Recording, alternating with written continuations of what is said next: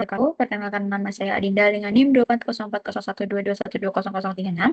Mahasiswa yang mengampu mata kuliah pendahuluan radiologi yang diampu oleh Bapak Zainal Arifin SSI MSI FMIP. Sini saya akan mempresentasikan tentang pemaparan materi oleh kelompok 26 hingga 37. Langsung saja ke materinya.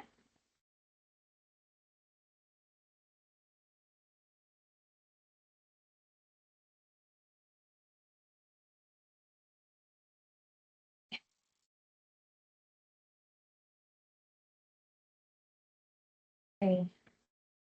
Materi yang pertama dari kelompok 26 oleh dengan sebab 11.4 hingga 11.6, yakni dosimetri sinar X dalam proyeksi pencitraan dan tomografi terkomputasi. Terus terdapat 3 bahasan utama, yakni ada equivalent dose, organ dose from X-ray procedures, dan juga effective dose. Ini equivalent dose, efektivitas biologis relatif dari radiasi partikel bermuatan berat ini dengan foton sinar X atau gamma dan elektron energi yang mereka hasilkan diwakili oleh faktor pembuatan radiasi WR ketika dosis D yang diserap ke jaringan diketahui. Dosis setara H dapat dihitung menggunakan rumus berikut. H sama dengan D dikalikan dengan WR. Kemudian faktor pembuatan radiasi WR untuk sinar X dan sinar gamma adalah 1,0, meskipun dosis ekuivalen pada prinsipnya dapat dihitung dengan menggunakan faktor ini untuk menghasilkan satuan milisievert. Hal ini tidak dapat dianjurkan dalam dosis radiasi sinar X karena dapat menyebabkan kebingungan dengan dosis efektif A. Kemudian masuk ke sebab organ doses from X-ray procedures.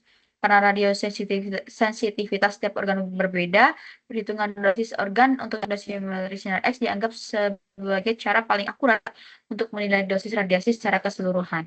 Pemahaman yang komprehensif tentang dosis organ juga memungkinkan risiko radiasi diperkirakan untuk pasien generik. Penilaian dosis dan pada pasien generik tidak mempertimbangkan usia, jenis kelamin, atau ukuran tubuh pasien. Ini adalah terdapat tabel tissue weighting factor atau WT untuk for various tissues and organ menurut ICRP 103.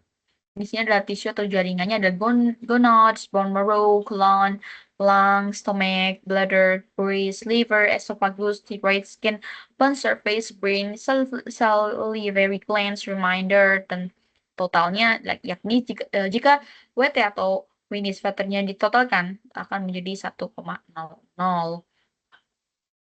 Penilaian lengkap dosis organ juga memungkinkan seseorang untuk menghitung kerugian kanker atau E atau dosis efektif. Ini tabelnya dapat dilihat ya teman. Kemudian dosis organ pada prosedur sinar X, organ dengan faktor pembuatan WT yang paling lebih besar memiliki resiko yang lebih tinggi. Jadi bisa dilihat yang paling besar di sini adalah 0,12 ya. 0,12 nih seperti remainder, terus juga ada bone marrow. Kenapa lebih besar? Karena bone sendiri atau tulang sendiri itu kan suatu jaringan yang padat ya teman-teman. Jadi mungkin untuk risikonya juga akan lebih tinggi. Kemudian dosis organ dapat diperkirakan dalam radiografi atau fluoroskopi menggunakan rangkaian tabel turunan Monte Carlo untuk setiap proyeksi radiografi, dan konsep serupa juga berlaku untuk computed tomography atau CT. Kemudian efektif dose atau dosis efektif dapat dirumuskan sebagai E sama dengan D dikali WT, di mana E sendiri adalah dosis efektif dalam satuan milisievert, D adalah dosis serap dalam satuan miligray, dan WT adalah faktor pembuatan organ jaringan dalam satuan milisievert per miligray. Konsep dosis setara dibahas sebelumnya menjelaskan faktor pembuputan atau WR untuk berbagai jenis radiasi, akan tetapi E dosis efektif menggunakan faktor pembuputan organ atau jaringan. Ini terdapat catatan dan peringatan dalam penggunaan dosis efektif. Yang tidak boleh dilupakan adalah penggunaan tidak pernah dimasukkan untuk menggunakan dalam menetapkan risiko pada pasien tertentu, seperti pasien yang telah menjalani prosedur radiologi tertentu. Risiko radiasi spesifik organ tertanam dalam koefisien WT dihitung untuk pasien generik, bukan individu tertentu. Jadi tidak terdapat kayak seperti pasien yang memiliki bobot seperti ini, bobot lebih besar atau lebih kecil, itu tidak. Tapi memang sudah dikonsepkan secara generik, bukan secara individu. Setiap pasien tertentu mungkin memiliki profil risiko yang sangat berbeda dari pasien genetik. Ya, kenapa? Karena memang ketebalan dari setiap pasien itu kan, setiap individu kan memang berbeda-beda. Maka dari itu, dalam pencitraan radiologi digunakan dosis efektif E adalah untuk membandingkan berbagai prosedur pencitraan radiologi. Oke, sudah kita masuk ke kelompok 27 subbab 11.7 sampai 11.8 yang berjudul X-ray dosimetry and projection imaging and computed tomography. Ini ada table of content-nya, ada 3 bahasan pokok juga, ada abstract dose in radiography and fluoroscopy, ada dosimetry and organ doses, dan computation of radiation risk to the generic patient. Ini masuk ke poin pertama, dosis yang diserap adalah jumlah energi radiasi yang terserap oleh jaringan pasien selama prosedur radiografi dan fluoroskopi. Cara paling sederhana untuk menghitung dosis diserap adalah dengan menunjukkan ESK atau Entrained Surface Kerma dan kualitas berkas sinar X. Beberapa tabel menyediakan konversi dari dosis permukaan termasuk ESD dan ke dosis efektif atau E. Untuk proyeksi radiografi dan contoh untuk radiografi dada diberikan pada tabel 11.4 yang akan dibahas untuk ini. Tabel dosis disusun berdasarkan simulasi Monte Carlo untuk menghitung dosis individu ke organ berdasarkan proyeksi radiografi. Berikut adalah tabel 11.4 yang berisi X-ray potential dalam kilovolt, filtration dalam millimeter of AL atau aluminium mungkin. Ini ada AP, PA, dan lateral ini proyeksinya ya teman-teman. Ini terdapat ketika diambil dari proyeksi AP, PA maupun lateral, ini memiliki nilai yang berbeda-beda. Terus untuk rumusnya adalah DD sama dengan SSD per SSD plus D pangkat 2 dikali pangkat mu efektif D ESD.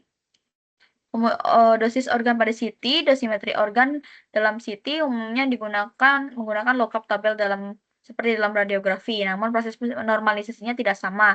Dalam radiografi dan fluoroskopi, SK dihitung dan digunakan dalam tabel untuk menghitung dosis organ. Dalam CT, istilah ESK atau Entrained Surface Kerma menjadi ambigu karena rotasi sumber sinar X di sekitar pasien. Oleh karena itu, dosis digunakan berdasarkan kerma udara pada isocenter pemindah, yaitu titik pusat rotasi gantry. Terus geometri iradasi rotasional dalam CT menciptakan distribusi dosis yang lebih homogen di dalam tubuh pasien dibandingkan dengan radiografi atau fluoroskopi. Penggunaan filter shaping beam lebih lanjut mengurangi heterogenitas distribusi dosis. Dosis bervariasi bergantung pada diameter dan bentuk pasien serta kualitas sinar dalam kilovolt. Pada CT helical atau spiral, sebagian besar pemindai modern memiliki modulasi dosis yang menyesuaikan output tabung sinar X selama rotasi gantry dan saat meja bergerak di sepanjang pasien. Ini adalah CTDI atau Computed Tomography Dose Index yang awalnya dirancang sebagai indeks bukan sebagai metode dosimetri langsung untuk penilaian dosis pasien. Terus bertahun-tahun pada peningkatan dan modifikasinya pada setiap konsep CTDI asli yang berusaha menjadikannya metode dosimetri pasien lebih akurat dengan hasil yang beragam. Ini adalah gambarnya. Merupakan bagaimana CTDI diukur menggunakan phantom berbahan PMMA atau polymethyl methacrylate dengan diameter 16 cm untuk kepala dan 32 cm untuk tubuh. Terus ruang ionisasi hanya dapat menghasilkan perkiraan dosis yang akurat jika seluruh volume sensitivitasnya disinari oleh sinar X. Oleh karena itu, ruang pensil CT 100 mm disinari sebagian lebar sinar nominal, yaitu total lebar sinar X-ray kolimasi seperti yang ditunjukkan pada konsol CT, digunakan untuk mengkoreksi pembacaan ruang atau paparan volume parsial. Panjang ruang 100 mm berguna untuk sinar X-ray dari irisan tipis misalnya 5 mm hingga kolimasi sinar yang lebih tebal seperti 40 mm.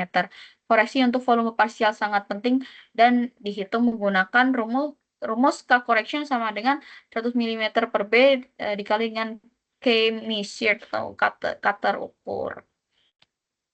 Kemudian Sebagian besar pemindai memiliki kemampuan untuk menampilkan CT default pada konsol pemindai CT sebelum pemindaian yang sebenarnya. Nilai tersebut dapat ditampilkan karena pabrikan CT telah mengukur CT default di pabrik pada kisaran nilai kV atau kilovolt untuk model pemindai tersebut, dan kemudian nilai yang tersimpan itu diskalakan untuk dengan tepat oleh MAS dan mili ampere second dan pitch yang ditampilkan di konsol. Kemudian produk CT default dan panjang CT scan di sepanjang sumbu Z pasien L adalah produk panjang dosis atau DLP. Di mana DLP sendiri memiliki rumus CT default, CT di fold dikalikan dengan L atau length ya. Kemudian keterbatasan dari CT di fold, ini keterbatasannya adalah yang paling penting adalah CTDI adalah indeks dosis yang tidak dimasukkan untuk menjadi pengukuran dosis yang sudah disinggung dalam slide yang awal-awal tadi ya. Konsep ini dimasukkan memungkinkan fisika medis membandingkan keluar antara pemilihan CT yang berbeda dan tidak. Jadi ada tabel 11.5, ada conversion factor atau key factors yang sudah dibahas di atas tadi. For estimation of effective dose in millisievert from dose length product in milligram centimeter for various CT examination types from APM report 96. Sehingga ada CT exam type, terdapat head, chest, abdomen, pelvis, dan pelvis. Kemudian vektornya adalah miligram per milligram millisievert per milligram centimeter. Ini berbeda-beda tiap regio. Kemudian gambar 11.8 ini adalah efektif diameter grafik antara normalized dose coefficient atau koefisien dosis normal yang kemudian dihubungkan dengan efektif diameter dalam centimeter. Ini diambil oleh laporan AIPM 2204. Kurva ini menunjukkan faktor konversi sebagai fungsi dari diameter efektif pasien relatif terhadap phantom CTDI vol berdiameter 32. Ini 32 tadi itu badan ya. Kemudian masuk ke dalam gambar 11.9, ini adalah grafik relatif dose atau dalam AU dan position dalam milimeter. Ini adalah gambar A dan B. Kemudian pasien dalam CT distribusi dosis yang tersebar adalah penting. Dosis dari radiasi yang tersebar CT cenderung paling kuat di sepanjang sumbu Z yang dekat dengan berkas primer dan berkurang seiring dengan bertambahnya jarak sepanjang Z dari berkas CT primer. Kemudian untuk gambar 11.0 ini adalah posisi hubungannya sama, cuman ini kan ada kayak titik apa ya, titik kerucut mungkin ya. Ini sumbu Z nih, dinamakan titik 0 ini sumbu Z. CT scan ditunjukkan untuk panjang permindaian yang berbeda. Profil dosis untuk memanjang pemindaian 5, 10, 20, dan 30 ditampilkan, dan dosis tengah ini di dalam 0. Lihat garis-garis putus vertikal meningkat secara dramatis seiring bertambahnya panjang pemindaian. Jadi semakin panjang pemindaian akan semakin ini kayak semakin mengkerucut ya, semakin dramatis katanya. Kemudian gambar 11.11-nya ada correction factor, terus ada beam width or scan length dalam milimeter. Ini juga ini adalah kurva kesetimbangan dosis naik. Ini naik secara eksponensial. Terus ada dosimetri dan end organ dosis. Dosis dalam perfusi CT. Studi perfusi CT digunakan untuk mengevaluasi fungsi pembuluh darah dalam organ, terutama otak, dengan menunjukkan pemindaian CT yang memiliki cakupan luas di sepanjang sumbu Z seperti 30 dan 40 mm. Pemindaian ini secara berulang kali memeriksa organ selama injeksi agen kontras, biasanya menggunakan pemindaian 1 kali per detik selama 40 hingga 50 detik. Kemampuannya pemindaian waktu nyata digunakan persamaan dengan penerapan persamaan permodalan matematis di perangkat lunak untuk menghasilkan beberapa parameter fungsional terkait volume yang dipindai, termasuk permeabilitas pembuluh darah, waktu, hingga peningkatan puncak laju aliran darah dan volume darah. Ini aplikasi utama di perfusi adalah untuk penilaian stroke atau vasospasma. Prosedur ini biasanya dilakukan tanpa pergerakan meja sehingga jaringan yang sama menerima dosis yang radiasi yang setara sekitar 40 atau lebih pemindaian CT. Kemudian metode dosimetri yang relevan dengan studi perfusi CT berbeda dengan perfusi kepala rutin, terutama karena seluruh otak tidak dipindai. Terus perhitungan radiasi pada pasien umum. Estimasi risiko radiasi dari prosedur kedokteran medis biasanya dilakukan dengan lebih dahulu menghitung dosis organ dari prosedur tersebut. Penilaian organ tersebut biasanya dilakukan dengan menggunakan pasien berukuran umum dan disposisi dosis dihitung dengan menggunakan prosedur Monte Carlo berdasarkan prosedur pencitraan medis yang dilakukan. Biasanya menggunakan phantom matematika seperti phantom MRID, MIRD, dan phantom ini mensimbolkan setiap organ tubuh mesin berbentuk matematika dalam tubuh berukuran standar. Ini adalah bentuk dari phantom MIRD. Ini phantomnya tuh matematis ya, jadi tidak menggunakan tubuh asli karena memang berbahaya ya jika menggunakan coba-coba radiasi gitu. Untuk tubuh asli itu sangat beresiko tinggi. Kemudian sudah kita masuk ke kelompok 28. Ini berjudul X-ray dosimetry and projection imaging and computed tomography. Ini sama aja cuma beda ya.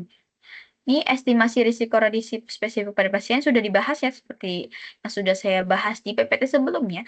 Ini adalah kurva kenaikan keseimbangan dosis. Ini adalah hubungan antara correction factor atau nilai K itu adalah correction factor dengan beam width or scan length dalam milimeter.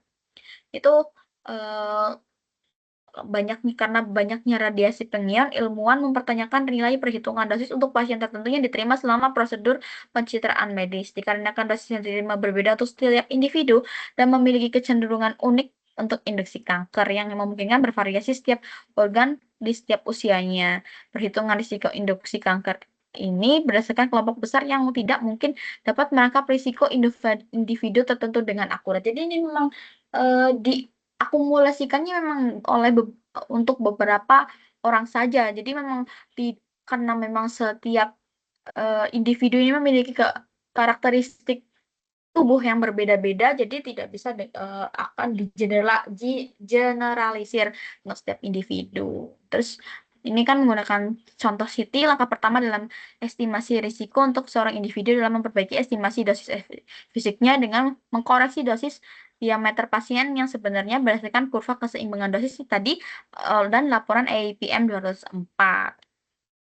Ini terdapat risiko relatif dengan dosis 5,5 mg akibat CT scan toraks. Toraks tuh sini ya. Tingkat kematian kanker per 1.000 orang yang terpapar 10 mg ditampilkan sebagai fungsi usia saat iradiasi untuk pria untuk grafik kuning dan wanita pada grafik hijau. Wanita dan pasien lebih muda menunjukkan angka kematian kanker yang lebih tinggi akibat risiko paparan radiasi. Ini dapat dilihat ya bahwasanya memang wanita ini memiliki tingkat kematian lebih tinggi daripada pria pada 10 tahun dan 40 tahun ini memang signifikan sekali jaraknya ya. Untuk 70 tahun, untuk usia 70 tahun sendiri untuk kenaikan atau gapnya sendiri itu sangat ya lumayan kecil dibandingkan dengan yang 10 tahun dan 40 tahun. Paling tinggi ini 10 tahun ya.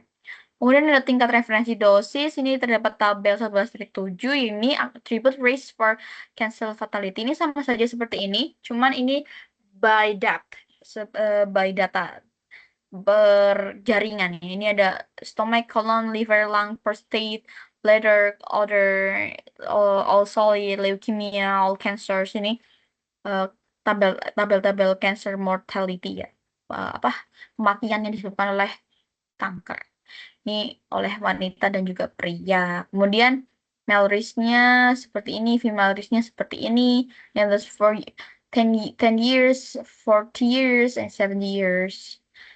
Terus tingkat referensi dosis, saat ini semua prosedur pencitraan radiografi adalah digital, sehingga memungkinkan untuk secara otomatis mencatat perkiraan tingkat radiasi yang digunakan selama pemeriksaan dalam prosedur radiografi. Memang kenapa menggunakan Phantom itu ya memang salah satu alasannya ya adalah ini. Modem ini digunakan di COM berisi banyak informasi termasuk informasi dosis radiasi telah dimasukkan ke dalam standar di COM. Ini memungkinkan ekstraksi data dosis secara otomatis oleh sistem komputer dan dirancang dengan itu menggunakan pendekatan ini sejumlah besar data dosis ini dapat diperoleh dalam waktu singkat bergantung pada volume prosedur. Ini meningkatkan beban radiasi dan pencitraan medis. NSRP. Ini tuh singkatan NSRP itu apa sih? Oh, American College of Radiology, National Council of Radiation Protection atau NSRP 160 baru-baru ini melaporkan bahwasanya dosis efektif per rata-rata orang akibat pencitraan medis di Amerika Serikat meningkat dari 0,53 milisievert dari tahun 1987 menjadi 3,0 milisievert pada tahun 2006.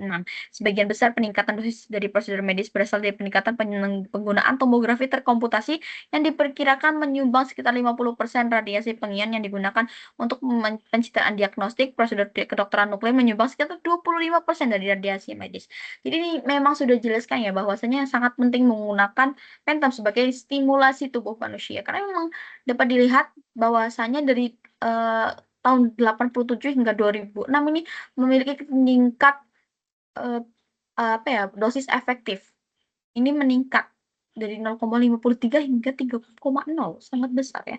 Ini diakibatkan oleh radiasi pengion. Ini summary-nya atau kesimpulannya dari estimasi dosis pedesisian dalam radiografi dan fluoroskopi dapat dilakukan dengan menggunakan sejumlah metrik dan perbandingan atau estimasi dosis aturan praktis yang digunakan ESD sebagai indikator pengganti untuk perkiraan tingkat dosis. Perhitungan dosis radiasi ke individu dan pasien radiografi dan fluoroskopi memerlukan banyak penggunaan tabel dipublikasikan mengubah sistem KERMA masuk ke dosis organ bersama dengan kondisi dan teknik paparan diketahui. Ada sejumlah metode yang akurat untuk menghitung dosis dalam CT untuk tujuan optimalisasi teknik dan untuk memantau dosis pasien dalam kebanyakan kasus estimasi dosis radiasi diserap dalam miligray untuk pasien model dimensi mendekati pasien sebenarnya cukup akurat. Peningkatan dosis untuk pasien tertentu dapat dibuat dengan memasukkan koreksi untuk diameter pasien dan koreksi panjang pemilihan aktual yang digunakan. Kemudian masuk ke subbab 29. Ini medan magnet dasar-dasar resonansi magnetik, ini medan magnet nuklir, karakteristik magnetik, jaringan kontras, dan akuisisi gambar. Ini terdapat 5 bahasan utama, ini magnetisme, sinyal resonansi magnet, sifat magnetisme jaringan, parameter akuisisi dasar, dan urutan pulsa dasar. Magnetisme ini adalah sifat mendasar dari materi, yakni berupa magnet yang dihasilkan oleh muatan yang bergerak, biasanya elektron. Terus sifat magnetik ini dihasilkan pengaturan bergerakan elektron dalam domain magnetik yang acak atau tidak acak yang merupakan entitas terkecil dari magnet. Ini menggunakan konsep kutub utara ya, magnet bumi dari kutub utara dan selatan kayak yang sudah kita pelajari sebelum-belumnya seperti waktu SD, SMP, SMA. Terus ini tuh menggunakan satuannya Tesla dan juga Gauss.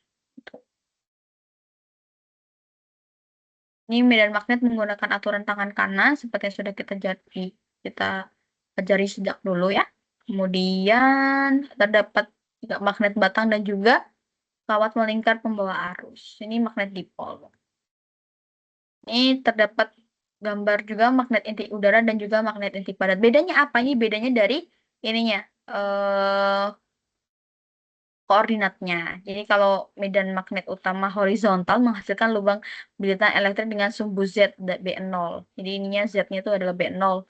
Sedangkan yang kalau di magnet inti padat Z-nya ini vertikal, B0-nya ke atas. Gitu aja sih.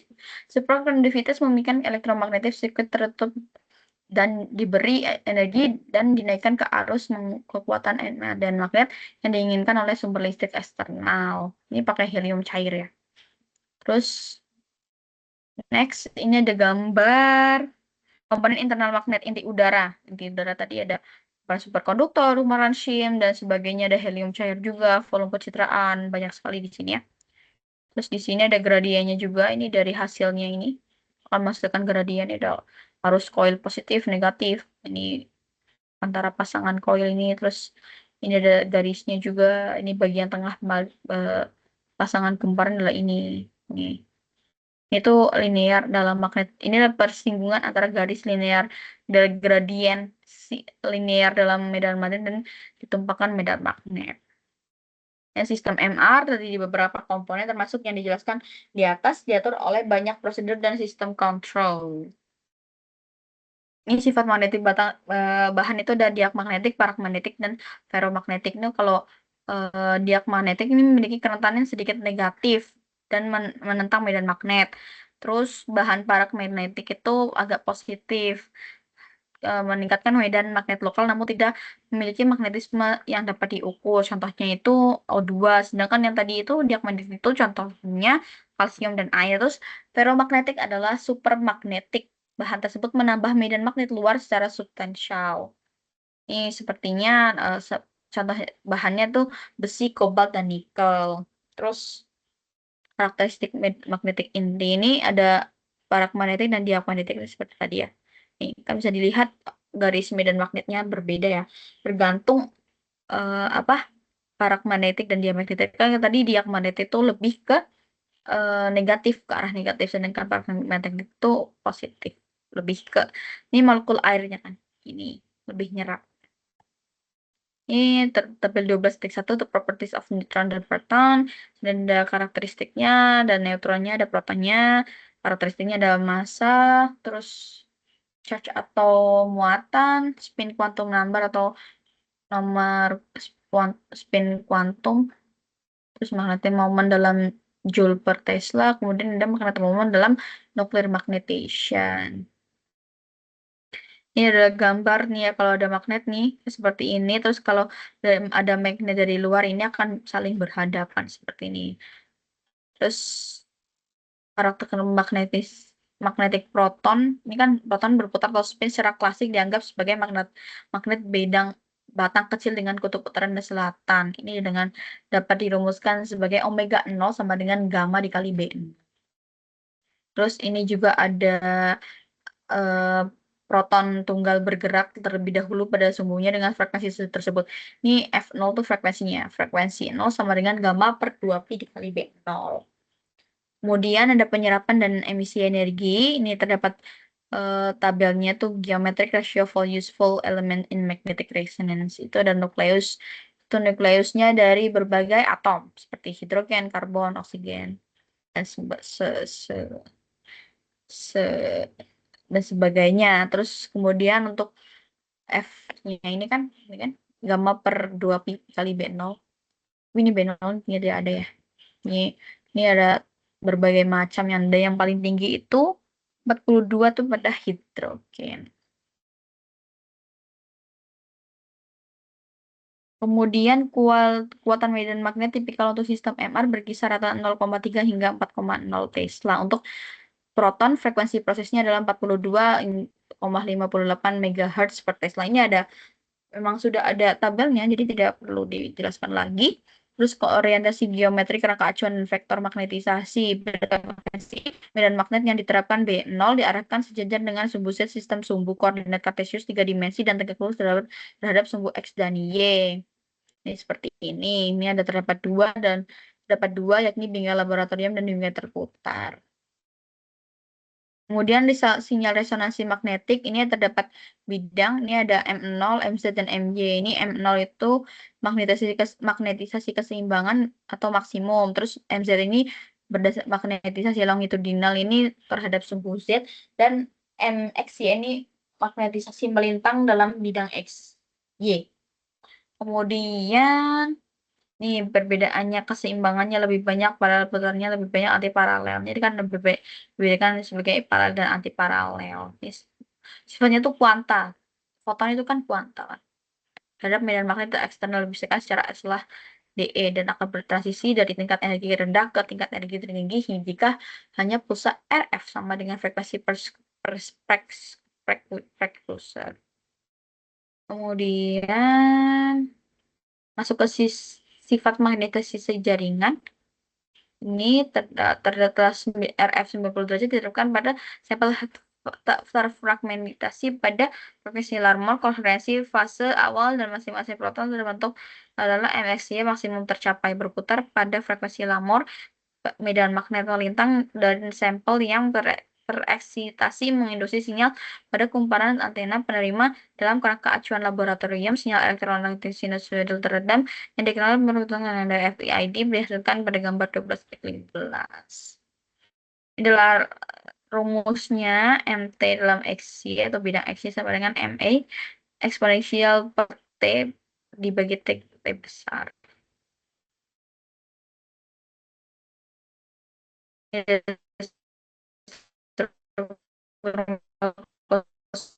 sampel tervariasi dan karakteristik yang dijelaskan tadi. Ini tergantung pada laju di spasisi energi ke dalam kisi-kisi molekul pembulatan dan lapisan hidrasi dan bervariasi secara substansial dan struktural jaringan dan patologi yang berbeda. Terdapat gambar penjelasan fisika klasik, terus ada perbandingan T1 dan T2, terus ada tabel konsentrasi relaksasi T1 dan T2 untuk beberapa jaringan. Di sini ada parameter waktu akuisisi dasar, ada waktu perulangan dan waktu gamma. Ini kalau waktu perulangan itu bergantung pada perulangan urutan peristiwa untuk mengambil sampel volume yang menarik dan secara berkala membangun kumpulan data lengkap dari waktu ke waktu. Untuk perulangan TR adalah periode antara pulsa FDC B1 selama waktu interval TR, peluluhan T2 dan pemberian T1 jadi perjaringan. So, untuk waktu gamma, eksitasi dan proton pulsa RFB1 menciptakan sinyal FID MXY untuk memisahkan pengendapan energi RF dan sinyal kembali gamma diinduksi untuk muncul lain waktu dengan penerapan pulsa inversi RF 180 derajat. Juga ada waktu pembalikan dan juga saturasi parsial. Kemudian sudah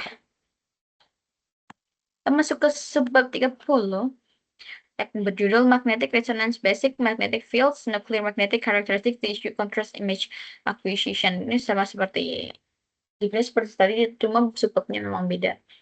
Terdapat tiga subbab, ini ada basic pulse sequence, 3 urutan pulsa di utama menggunakan sebagian besar akuisisi data atau DAC yang mencitrakan gamma putaran SE, pemulihan inversi R, dan gamma gradient atau GE. Ini adalah gambarnya. Kemudian spin echo dalam S itu spin echo, proton ini termagnetisasi dalam satuan sampel dieksitasi dengan pulsa RF 90 derajat dan untuk menghasilkan sinyal FID itu free induction decay. Ini bukan T1 dan T2. Spin echo contrast weightening, kontras dalam MRI berbanding lurus dengan perbedaan intensitas sinyal antara pixel yang berdekatan dalam gambar. Nah, T1 Awakening untuk T1 Awakened itu dirancang sebagai kontras yang utama berdasarkan karakteristik satu jaringan dengan mengurangi kontribusi T2 kerapatan proton terhadap sinyal. Kemudian ada proton density widening, ini kontras dengan proton density widening terutama bergantung pada perbedaan jumlah proton termagnetisasi per satuan volume jaringan pada keadaan seimbang. Jaringan dengan kecepatan proton tinggi seperti lemak dan CSF. Di T2 whitening juga, ini kontrasnya whitening mengikuti urutan proton density whitening. Perbedaan T1 dan pada jaringan dikurangi dengan TR yang panjang, sedangkan perbedaan T2 ditekankan dengan TE yang panjang. Sinyal T2 whitening dihasilkan dari echo kedua dalam urutan spin echo dengan TR panjang, di mana echo pertama memiliki proton density. Terus ada spin echo parameter, sini ada label 12.5 tuh ada SE pulse sequence contrast weighting parameters. Parameternya ada TR dan TE, T1 kontras dan proton density kontras, dan juga T2 kontras. Dapat juga inversion recovery, ada gambarnya juga, menekankan waktu relaksasi T1 jaringan dengan memperpanjang amplitude dan pemulihan longitudinal hingga 2 kali lipat. Pulsa 180 derajat pertama menggunakan MZ menjadi min MZ setelah jeda waktu tentunya disebut waktu inversi atau TI. Kemudian short tau reinversion recovery, urutan pulsa dengan jaringan TI yang sangat singkat dan pemrosesan sinyal berbasis magnitudo di mana amplitudo sinyal MZ selalu positif. Terus ada fluid attenuated inversion recovery. Ini IR-nya jaringan lain dengan konsentrasi relaksasi TI dengan panjang dapat mendominasi. Terus rangkumannya spin echo sequences skema MR untuk pencitraan klinis menggunakan SE atau varian IR dari urutan pulsa SE dan banyak pemeriksaan. Urutan SE dan IR kurang sensitif terhadap ketidakseragaman medan magnet, kerentanan magnetik, dan umumnya memberikan SNR atau signal to noise ratio dan SNR atau contrast to noise ratio yang tinggi. Dan ada gradient echo. Teknik gradient echo menggunakan gradient medan magnet yang diterapkan dalam satu arah lalu dibalik untuk membentuk echo, menggantikan pulsa inversi 180 derajat untuk signal FID yang dihasilkan dalam gradient linear magnetisasi transversal dengan cepat mengalami depassing atau saat gradient diterapkan.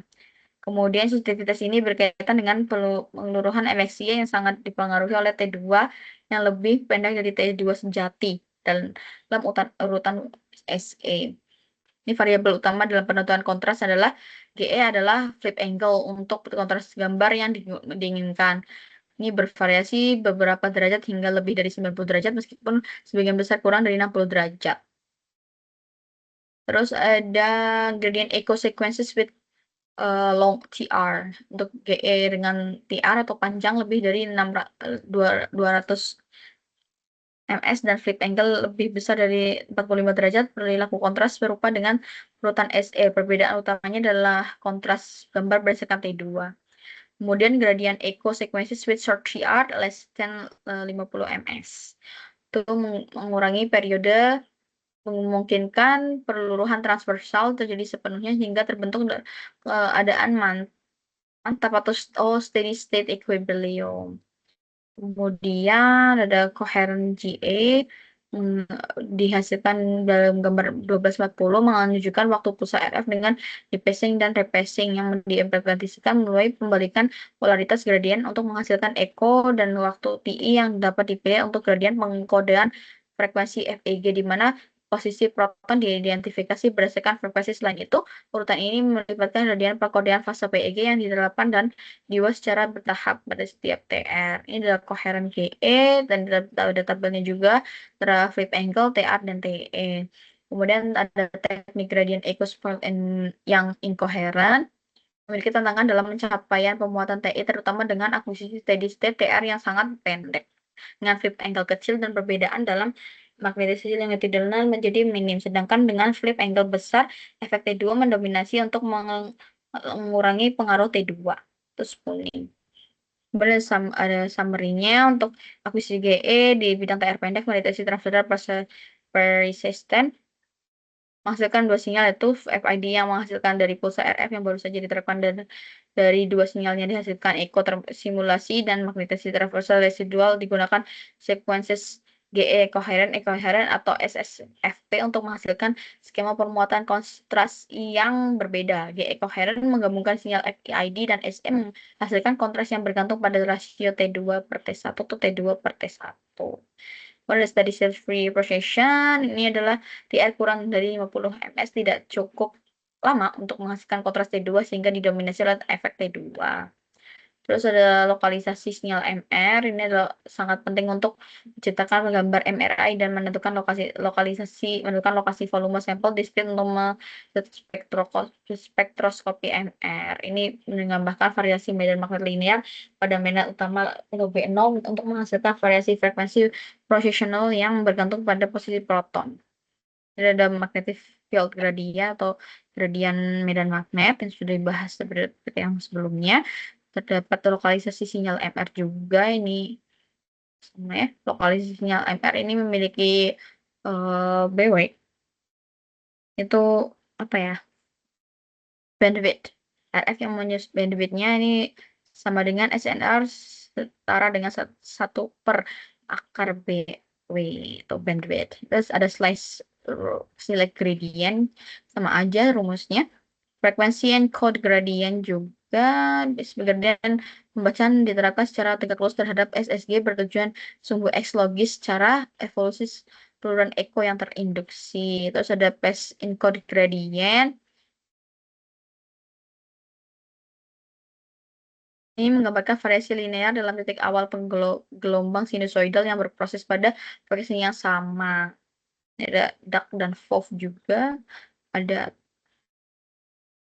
phase encode gradient. Ini akuisisi dari sekuens pulsa SE diilustrasikan pada gambar 1256 yang menunjukkan waktu SSG bersama dengan pulsa eksitasi 90 derajat. Ada phase encode gradient juga. Terus bab ini membahas dasar-dasar resonansi magnetik termasuk deskripsi yang paling sederhana tentang magnetisme, karakteristik magnet, unsur-unsur dan magnetisasi simpel jaringan. Penting untuk menjelaskan konstanta peluruhan intrinsik T1, T2, dan T2 aksen yang T2 bintang yang kerapatan apostre Apostrof yang berapatan memberi spesifik jaringan dengan variasi medan magnet lokal intrinsik dan kontrak antara jaringan diperuntukkan urutan pulsar termasuk spin echo atau SE, inversion decavi atau IR, dan gradient echo atau GE, serta parameter terkaitnya. Ini TR, TE, dan TI dan sudut flip selain menghasilkan kontras kemampuan juga mengalokasikan proton secara spasial dan menciptakan gambar dua dimensi juga penting sehingga perbedaan dapat dilihat dalam representasi grayscale dan anatomi.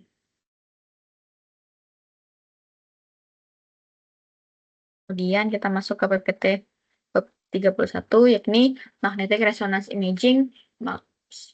Metode akuisisi gambar canggih, artefak spektroskopi, kontrol kualitas dan penempatan bioefek dan keamanan.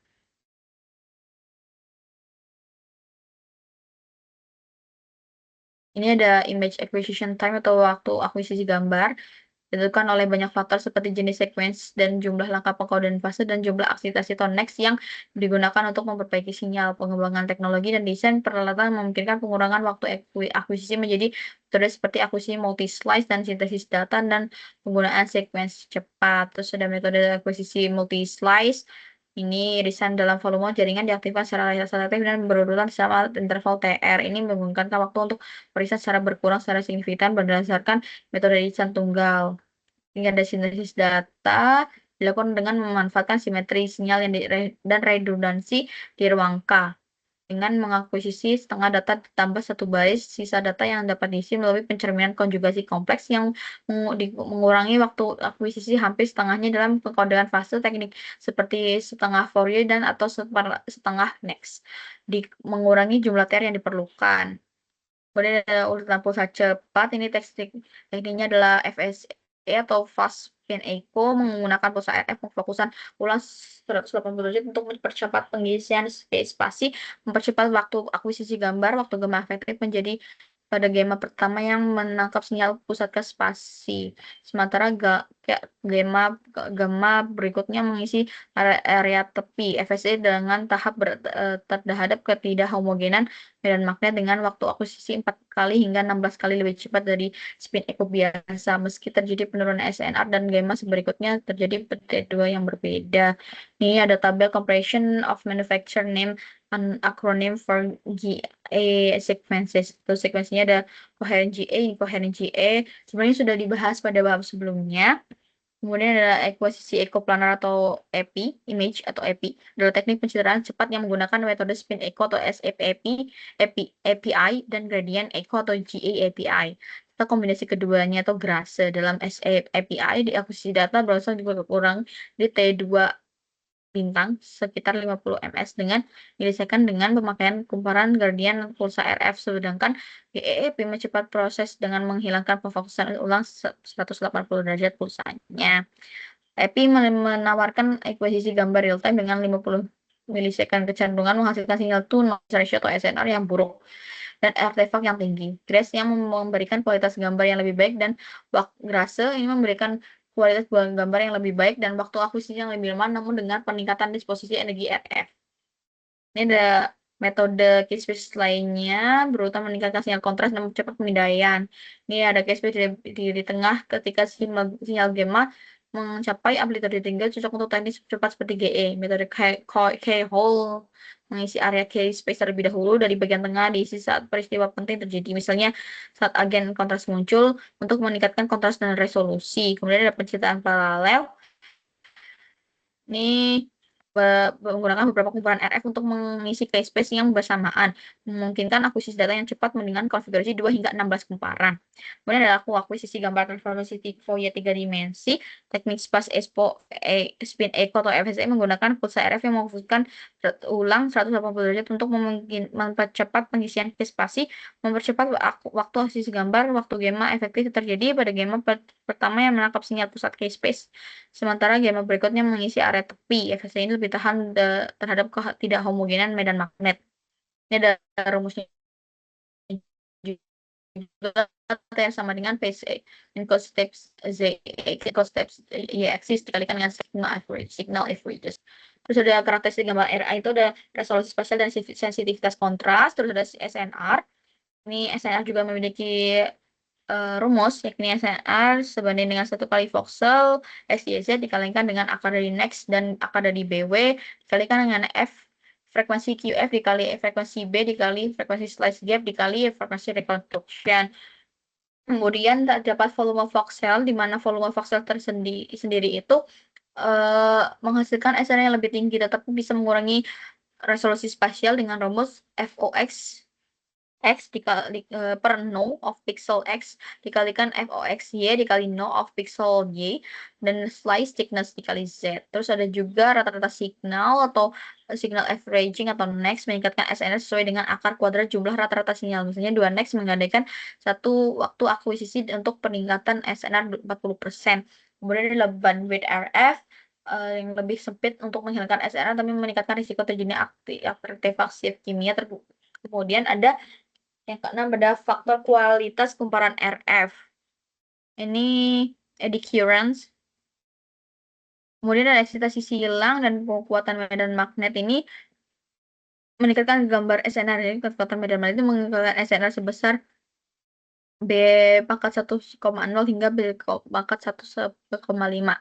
Magnetnya itu 1,5 Tesla meningkatkan SNR sehingga 5 detik dibandingkan 0,5 Tesla. Kemudian ada algoritma akuisisi rekonstruksi gambar, terus ringkasan kualitas gambar. Ini ada gambar opsional, optimal bergantung pada keseimbangan antara SNR, kecepatan scan, dan resolusi spasial. Terus ada sinyal dari aliran, ini ada intensitas rendah atau black blot dan tinggi atau bright blot pada gambar. Ini ada dua, yakni peningkatan sinyal aliran dan magnetic resonance angiografi atau MRA. Fenomena ini terjadi ketika proton mengalami dua pulsa 180 derajat berturut-turut. Ini menggunakan teknik pencitraan vaskular. Terus time of flight TOV dan kontras fase pada MRA ini menandai darah atau suatu area mendeteksinya area lain membedakan darah yang bergerak di jaringan stasioner. Teknik ini menggunakan perubahan fase yang terjadi pada proton untuk menghasilkan gambar aliran darah, memungkinkan penilaian kuantitatif dan kecepatan. Kemudian masuk ke kelompok 32. Ada pencitraan kontras dan diffusi. Perfusi jaringan melalui kapiler memungkinkan, judulnya ini pencitraan resonansi dan pencitraan magnetik, subbab 13.3 dan 13.6. Pencitraan kontras, perfusi, dan difusi. Kapiler memungkinkan pengiriman oksigen dan nutrisi sel darah, hubungan limbah misalnya CO2 dan sel, mengukuran di perfusi konvensional dan dasarkan pada serapan dan pencucian pelacak radioaktif atau pelacak eksogen yang dikuantikan menggunakan kalibrasi. Terus ada MRI ini didasarkan pada peningkatan aliran darah ke pembuluh darah lokal yang menyertai aktivitas saraf di area tertentu otak yang menghasilkan pengurangan deoksi hemoglobin secara lokal karena peningkatan aliran darah terjadi tanpa peningkatan ekstraksi oksigen. Ini ada gambarnya. Nah, pencitraan pertimbangan difusi berhubungan dengan gerakan acak molekul air dalam jaringan, interaksi struktur seluler lokal yang pergerakan molekul air menghasilkan difusi anistropik yang bergantung pada darah, misalnya pada materi putih dan jaringan otak. Ada kontras transfer magnetisasi, yakni hasil pengamatan selektif dari interaksi antara proton dalam molekul air bebas dan proton yang tergabung dalam makromolekul protein atau protein. Ini terjadi antara dua kelompok proton karena adanya penggabungan atau pertukaran kimia. Terus urutan pulsal transfernya digunakan bersama dengan metode time of flight atau MRA. Atom hidrogen merupakan sebagian besar makromolekul dalam protein terikat erat pada molekul ini dengan memiliki peluruhan T2 yang sangat singkat dengan rentang frekuensi resonansi yang luas dibandingkan dengan proton dalam air bebas. Terus ada artefak MR bermanifestasi sebagai intensitas sinyal positif atau negatif yang tidak secara akurat merepresentasikan anatomi yang dicitrakan. Terus ada artefak yang bergantung pada mesin. Ini ketidakhomogenan medan magnet adalah kegangguan pada medan global atau vokal yang menyebabkan ketidaksesuaian pemetaan jaringan di dalam gambar dan menyebabkan relaksasi T2 yang lebih cepat. Terus kerentanan magnetik adalah rasio magnetisme internal yang induksi dalam jaringan terhadap magnet eksternal selama kerentanan magnetik jaringan yang tidak mencitrakan relatif tidak berubah di dalam bidang pandang. Kemudian ada artefak bidang gradien secara spasial mengkodekan sinyal-sinyal berdasarkan sinyal yang berasal dari proton yang tereksitasi dalam volume yang sedang dicitrakan. Rekonstruksinya yang tepat membutuhkan gradien yang sejajar, cocok, dan diurutkan dengan benar. Kemudian ada artefak ini ada artefak coil RF. Ini permukaan RF menghasilkan variasi keserambangan di seluruh gambar yang disebabkan oleh variabilitas eksitasi RF, pelemahan ketidaksesuaian, dan penurunan sensitivitas dengan jarak. Ada artefak RF, ini pulsa RF dan frekuensi perkusar instrumen MRI menepati frekuensi yang sama dengan sumber RF yang umum seperti siaran TV dan radio, motor listrik, lampu neon, dan sebagainya. Ini kesalahan pada space ini mengaruhi semua area gambar yang mau direkonstruksi menyebabkan pengumpulan pada gelombang artifaktual di seluruh VOV. Kemudian ada artefak gerak yang paling banyak ditemukan pada MRI, muncul pada gerakan pasien. Ini karena gerakan pasien ya guys. Ya, artefak penjelasan kimia ini yakni anatomi karena perbedaannya mempengaruhi tampilan anatomi pada perbedaan frekuensi perkursor proton dalam lemak dan proton air. Ada artefak Gering atau disebut juga fenomena Gibbs terjadi pada dua tas tajam dan sisi kontras tinggi pada gambar. Dari volume parsial ini muncul dari ukuran Fox yang terbatas di mana sinyal dirata-ratakan. Ini ada MRS atau magnetic resonance spektroskopi. Ini metode mengukur kimia jaringan atau biopsi elektronik dengan merekam dan mengevaluasi sinyal yang metabolik dengan mengidentifikasi puncak metabolisme yang disebabkan oleh pergeseran frekuensi yang berkaitan dengan standar frekuensi. Kemudian kita lanjut ke bab 33. Kelompok 33 maksudnya. Ini adalah MRI juga. Ada 3 bahasan utama ini, komponen tambahan, penempatan magnet, kontrol kualitas, dan bioefek, dan keamanan MR. Ini ada komponen pendukung MRI, ini ada kumparan shim dan kumparan gradien. Sebenarnya memang sudah dibahas di bab di kelompok 29 tadi. Jadi menurut saya tidak usah dibahas lagi ya. Terus ada kumparan frekuensi radio, ini ada kumparan volume, birth change, ada kumparan permukaan dan kumparan intrakaviter, terus kumparan phase array. Dan komponen sistem RMR nih penting termasuk antarmuka kontrol, sumber RF, detektor, penguat sinyal konverter, analog ke digital, dan pemrograman pulsa, sistem komputer, suplai daya gradien, dan layar yang ditampilkan gambar. Ini bekerja secara terintegrasi untuk menghasilkan gambar MRI. Terus ada penempatan magnet ini ada 2, yakni shielding magnetik. Sistem shielding magnetik mengurangi medan fringe baik melalui shielding pasif melalui dinding logam atau aktif elektromagnet tambahan dan juga ada Faraday cage. Ini dilengkapi dengan Faraday cage yang terbuat dari lembaran atau jaringan tembaga yang dilapisi dinding dan jendela mengisolasi medan RF internal agar tidak terpengaruh ini. Terus ada quality control atau QC. Ini harus memang optimasi kumparan penerima secara sumber kebisingan lingkungan harus diperiksa secara rutin program PC untuk memantau fungsi dasar pemindah setiap hari dengan pengukuran kinerja sistem kan dengan secara berkala untuk mendeteksi perubahan yang terjadi. Ini ada tabel 13.4 itu recommended key test for MRI system. Ini terus ada bioefek dan keamanan MRI. Ini terlibat sintermes ke ionisasi yang aman, namun ada berbagai potensi risiko terkait medan magnet, energi RF, dan medan gradien. Keamanan menjadi aspek penting untuk mencegah risiko pada pasien personal. Kemudian ada medan magnetis, ini ada 3. Hingga 3 Tesla digunakan secara aman dalam RAI untuk sebagian besar aplikasi diagnostik. Ini medan magnetis ini dapat berinteraksi dengan logam dan perangkat medis pada pasien sehingga dapat diperhatikan intensitas tinggi dan tinggi lebih dari 4 Tesla terkadang memunculkan gejala sementara seperti pusing atau disorientasi pada pasien dan personel. Ada efek biologis bermerek 66. Ini ada tabel 13.5 ini MRI safety guide. white lines. Ini ada lebih pengaruh jangka panjang medan magnet sangat tinggi lebih dari 10 Tesla belum diketahui secara menyeluruh namun dapat mempengaruhi enzim dan permeabilitas membran. Terus efek lain termasuk potensi perubahan kecil pada detak jantung terutama pada medan yang sangat kuat. MRI dengan intensitas magnet standar hingga 3 Tesla telah diatur aman dalam batas yang ditentukan oleh FDA. Ini ya paparan RF kebisingan akuistik dan laju penyerapan spesifik yang menyebabkan pemanasan jaringan tubuh. Batas SAR atau specific absorption rate mengatur agar tubuh tidak mengalami overheating. Ini menghasilkan suara keras terutama coil gradient. Batas kebisingan menentukan jika kerusakan pendengaran. SR ini untuk tubuh penuh rata-rata lebih kurang kurang dari sama dengan W per kilogram dengan kepala kurang dari sama dengan 3 W per kilogram. Kehamilan dan anak dalam MRI diperbolehkan bekerja di area ini. Tenaga kesehatan yang hamil diperbolehkan bekerja MRI tapi tidak boleh berada dalam ruangan scanner saat pemindaian.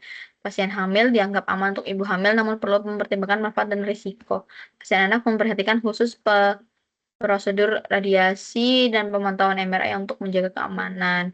Ini ada personel MRI dan zona keselamatannya, ada zona 1, 2 hingga 4, terus ada personelnya di level 1 dan level 2. Level 1 ini tentang keamanan, level 2 ini pelatihan yang lebih mendalam. Terus untuk area 1 itu umum, area 2 registrasi, area 3 itu terbatas untuk personel terlatih dan area 4 untuk medan magnet tinggi. Kemudian kita masuk ke kelompok 34. Yakni berjudul ultrasound atau USG. Ultrasonografi teknik pencitraan medis ini menggunakan gelombang ultrasuara berwasi tinggi untuk menghasilkan gambar organ dalam tubuh. Ini dibantukan oleh organ-organ tubuh yang ditangkap oleh alat khusus. Dari pantauan gelombang suara ini terkomputer kemudian membentuk gambar yang dilihat oleh dokter. Ada transducer, terus cara kerjanya ada transducer, ada gelombang suara, ada gema, dan juga pembentukan gambar. Terus kegunaannya ada pencitraan, pengukuran, dan pemantauan. Perkembangannya dari awal ini digunakan untuk mendeteksi tumor otak saat ini untuk kehamilan, jantung, perut, dan organ lainnya. Terus inovasinya akan dikembangkan dengan berbagai fitur baru. Terus karakteristik suara ini, perempatan suara, prosesnya ini sumber suara, terus kompresi dan ekspansi, penempatan gelombang, terus pemantulan. Terus panjang gelombang, frekuensi, dan kecepatan. Ini karakteristik panjang gelombang suara tuh pada panjang gelombangnya berada di dua puncak gelombang. Lebih pendek menghasilkan gambar yang lebih detail. Terus ada frekuensinya itu jumlah getaran per detik. Terus ada kecepatan suara, terus ada media. Terus pengaruhnya karakteristik terhadap gambar USG, ada resolusi spasial dan juga kedalaman penetrasi. Terus pemilihan frekuensinya tuh frekuensi tinggi, rendah, dan juga terus untuk intervensi gelombangnya ada gelombang infrasonik yang dipancarkan oleh beberapa pemancar, dan intervensi ini mempengaruhi untuk melakukan dana ultrasonik. Ada kepadatan dan kecepatan suara pada jaringan bahan untuk USG medis. Ini ada materialnya, ada air, lung, fat, water, soft tissue, kidney, blood, liver, muscle, skull bone, itu PST dengan density-nya dengan C dan C-nya. Kemudian kita masuk ke tekanan, intensitas, dan skala dB, amplitudo tekanan, terus ada intensitas dan desibel atau dB. Aplikasi gelombang suara dalam ultrasonografi ini ada intensitas tinggi dan kehilangan intensitas. Ada juga ini tabelnya rasio intensitas dan suara desibel yang sesuai. Kemudian ada interaksi ultrasonik dengan materi, ada refleksi, hamburan, dan atenuasi. Ada impedansi akuatistik, ini untuk udara, air, dan jaringan terpilih. Kemudian, untuk menjelaskan bagaimana impedansi fisik suatu material, khususnya kekakuan atau impedansi akustik mempengaruhi keterlambatan gelombang suara, terutama konteks ultrasonografi. Ini ada kekakuan dan impedansi akustik, ada pantulan dan transmigrasi, aplikasi dalam USG, dan juga ada contohnya. Ini jaringan lunak paru-paru menghasilkan pantulan yang kuat sehingga kita dapat melihat batas antara keduanya dalam gambar USG.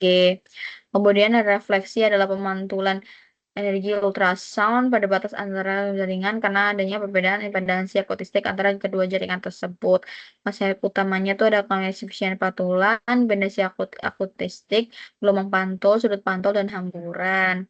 Kemudian amplifikasinya ada pembentukan gambar, kualitas gambar, terus penggunaan gel coupling dan juga hambatannya itu hamburan dapat menyebabkan penurunan kualitas gambar terutama pada frekuensi tinggi.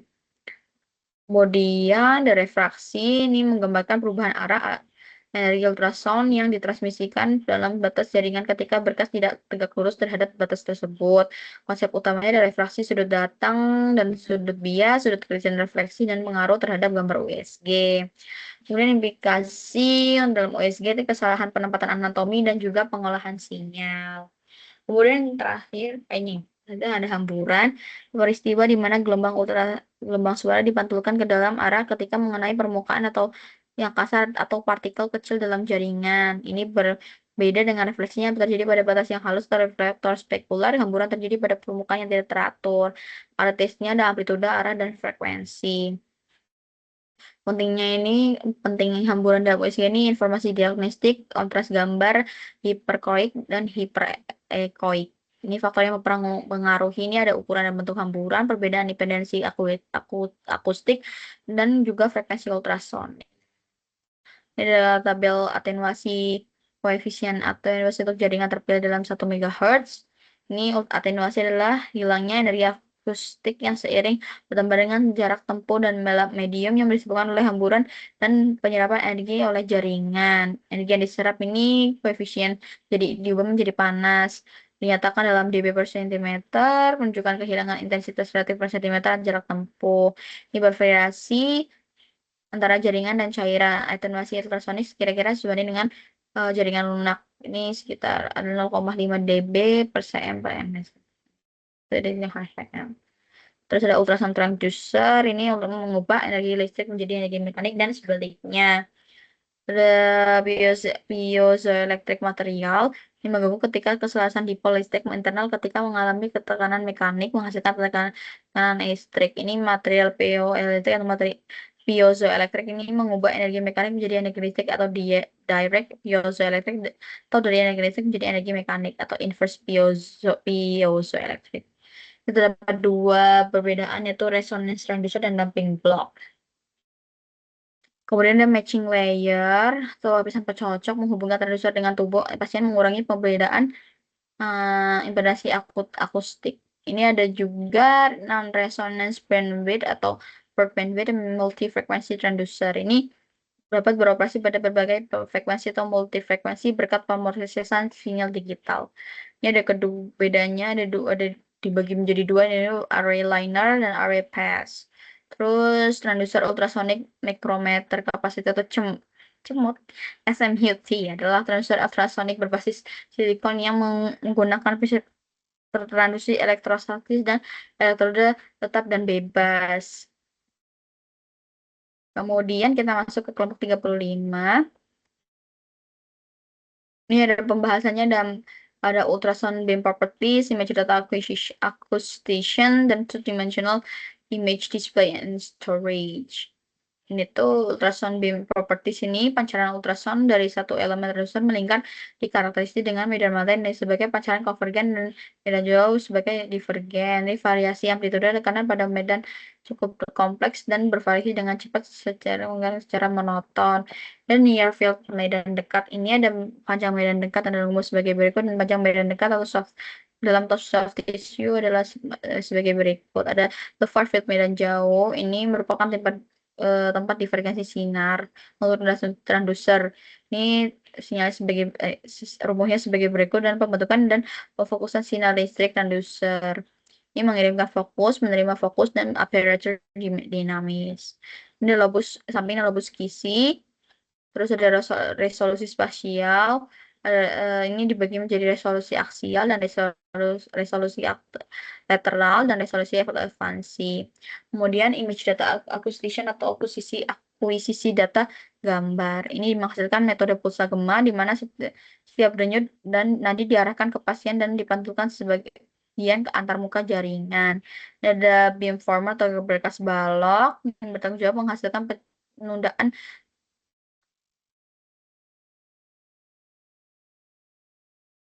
dan array menggunakan pefokusan pengiriman dan penerimaan serta pengarahan sinar pada area bertahap, pada pulsar juga atau pemancar, sudah saklar transmisi atau penerimaan, terus operasi pulsa gema, ini ada rumusnya yang bisa dilihat pada PPT, terus ada preamplifikasi dengan dikonversi analog ke digital, terus ada pengarahan balok, pemfokusan dinamis dan penjumlahan sinyal. Di penerimanya ada 5, ada penyesuaian penguatan penyetelan frekuensi dinamis, kompresi rentang dinamis atau logaritmik, retrifikasi, demodulasi, dan deteksi pembungkus, penyesuaian tingkat penolakan, penetapan ambang batas amplitude sinyal yang dihasilkan untuk teruskan ke subsistem digitalisasi tampilan, gambar yang diproses dioptimalkan untuk skala abu-abu dan penayangan dan pada monitor di kisaran dinamis terbatas. Terus ada mode tampilan gema itu ada A mode, B mode, M mode, dan konverter yang dipindah ini 2D atau 2 dimensi diperoleh dari informasi gamma yang berasal dari arah sinar yang berbeda dan memungkinkan tampilan data pada monitor video. Terus ada two dimensional image display and storage, pemindaian mode awal dengan artikulasi manual dengan tampilan statis. Kemudian ada pemindaian mekanis dan tampilan real time, pemindaian elektronik dan tampilan real time. Terus ada pencitraan ultrasonografi real time, yakni berupa pertukaran kecepatan bingkai VOV, kedalaman, dan pengambilan sampel spasial. Kemudian tampilan gambar ini sebagai berikut, terus penyimpanan gambar. Kita masuk ke 36. Ini bab 14.7 dan 14.9. Ini ada Doppler ultrasound yang ada beberapa sebab pokok bahasan itu pergerasan frekuensi Doppler. Ini ada persamaan pergeserannya dan kecepatan darahnya. Kemudian ada operasi Doppler kontinu, ada 2. Sistem Doppler gelombang kontinu adalah perangkat sederhana yang paling mudah untuk mengukur kecepatan darat. Terdapat 2 transducer yang datang mendeteksi gema yang kontinu dihasilkan. Terus sudah deteksi kuadratur, ini dimodulasi untuk mengukur besarnya pergeseran Doppler tapi tidak mengungkapkan arah pergeseran Doppler. Terus ada operasi Doppler berdenyut, ini ada USG Doppler berdenyut menggabungkan penentuan kecepatan sinyal Doppler gelombang kontinu dan diskriminasi dengan pencitraan gema pulsa. Transducer yang disetel untuk operasi Doppler berdenyut digunakan untuk format gema pulsa seperti dengan pencitraan. Kemudian ada gambarnya, ini ada antara A dan B. Ini A ada ultrasonik yang kembali ke gerbang Doppler mengambil sampelnya selama beberapa siklus pulsa echo. Terus ini yang kedua ada yang B, ini aliasing terjadi ketika frekuensi dalam sinyal lebih besar dari setengah PRV atau frekuensi sampel. Terdapat pemindaian duplex. Ini mengacu pada kombinasi pencitraan mode B 2D dengan akuisisi data Doppler berdenyut. Gerbang Doppler diposisikan di atas pembuluh darah yang diinginkan dengan ukuran yang panjang sesuai untuk mengevaluasi kecepatan darah pada orientasi. Terus ada pencitraan aliran warna, ini memberikan tampilan visual 2 dimensi dengan darah yang bergerak dalam pembuluh darah yang ditumpahkan pada gambar skala abu-abu konvensional seperti yang ditunjukkan pada gambar. Kemudian ada akuisisi, ini ada gambarnya, ada akuisisi aliran warna menghasilkan gambar B dengan B mode dengan skala abu-abu dinamis. Terus yang B ini data pasien menunjukkan aliran arteri dan vena dengan penugasan warna. Kemudian ada interpretasi spektral Doppler, ini di representasi spektrum frekuensi yang dihasilkan dari berbagai kecepatan yang terkandung dalam gerbang pengambilan sampel dan detek tertentu. Kemudian interpretasi tampilan spektral menyediakan kemampuan untuk menentukan keberadaan aliran, arah aliran, dan karakteristik aliran. Ini ada tampilan Dopplernya, ada grafik bawah, terus ada gambar aliran warna yang menunjukkan area warna aktif dan tampilan Doppler spektral sesuai pada gambar. Ini ada alias kecepatan. Ini adalah disebabkan laju pengambilan sampel atau PRF yang tidak memadai secara adalah penghasilan Doppler frekuensi tinggi yang dengan bercepat. Ada Doppler daya, ada miscellaneous ultrasound capabilities. Ini untuk pengukuran jarak luas dan volume. Terus ada agen kontras ultrasonografi dan perakitan transducer, kemudian ada pencitraan harmonik dan panduan biopsi ultrasonografi, pencitraan tiga dimensi. Kemudian untuk ultrasound image quality artifact itu ada resolusi spasial dan resolusi kontras, kemudian ada artefak ini dibagi menjadi refraksi, bayangan, dan gema. Kemudian dapat kecepatan perpindahan lobus samping dan lobus kisi-kisi, refleksi multipad, ambiguity, artefak yang berkelap-kelip, ketebalan irisan. Sudah habis itu ke kelompok terakhir. Ini ada kinerja dan sistem ultrasound dan jaringan jaminan kualitas. Ini ada 5. Ada sensitivitas dan rentang dinamis, resolusi spasial dan sensitivitas kontras, waktu akurasi jarak, ketebalan zona mati, dan operasi TGC atau kontrol penguatan temporal.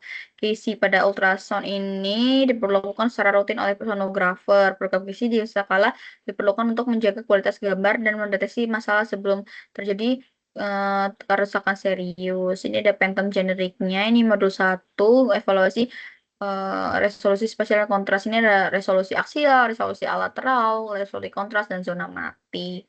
Terus untuk Phantom generik ini, komposisi modulnya ini bola kecil yang berdiameter 2 mm dan 4 mm yang disusun secara merata dalam keadaan yang berbeda. Ini fungsinya ada 2, resolusi